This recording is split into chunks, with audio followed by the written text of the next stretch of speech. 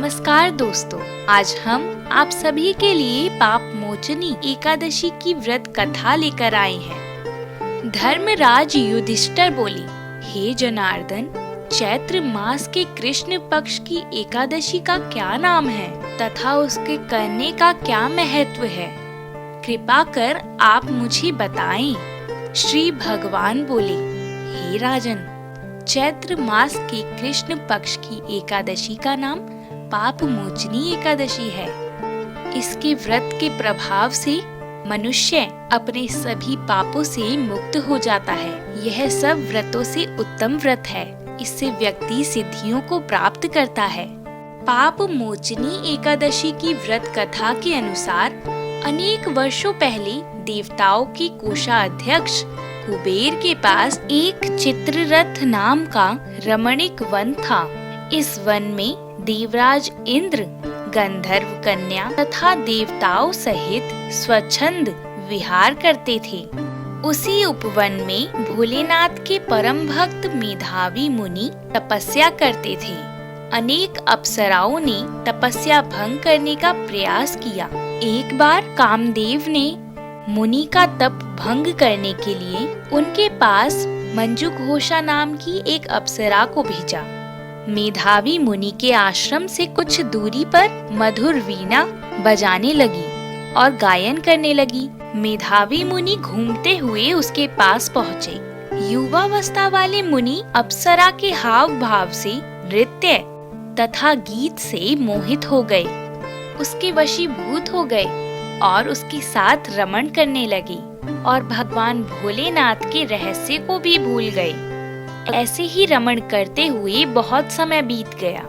एक दिन अप्सरा मंजुघोषा देवलोक वापस जाने लगी। उसने मुनि से कहा कि ब्राह्मण, आप मुझे अब मेरे देश जाने की आज्ञा दीजिए। तब मेधावी मुनि बोले, देवी, जब तक सवेरे की संध्या न हो जाए तब तक आप यहीं ठहरो।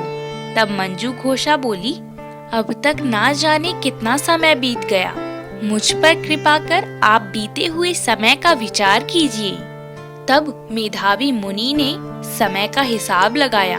तब उन्हें पता चला कि उन्हें इस अप्सरा के साथ 57 वर्ष बीत गए हैं। मंजुघोषा को अपनी तपस्या का विनाश करने वाली जानकर वह क्रोधित हो गए और उन्होंने उसे श्राप देते हुए कहा, तुमने मेरे कठोर तपस्या को नष्ट किया है।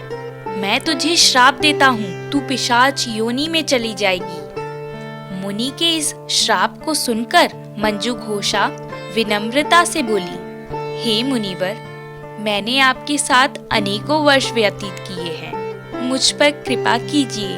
तब मेधावी मुनि बोले, क्या करूं?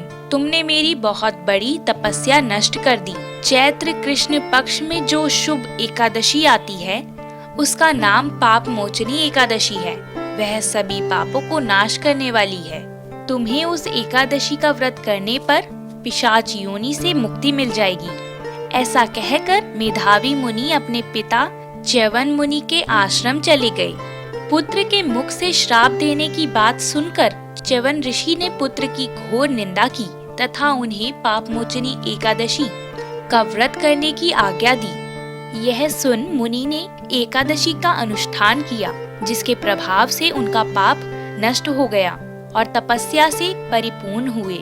इसी प्रकार मंजुघोषा ने भी पाप मोचनी एकादशी की उत्तम व्रत का पालन किया, जिसके प्रभाव से वह पिशाच योनि से मुक्त हुई और रूप धारण कर स्वर्ग लोक चली गई। हे राजन, जो मनुष्य पाप मोचनी एकादशी का व्रत करते हैं उनके सभी पाप नष्ट हो जाते हैं और पाप मोचनी एकादशी को पढ़ने और सुनने से उसे सारे संकटों से मुक्ति मिल जाती है। जय श्री हरि विष्णु।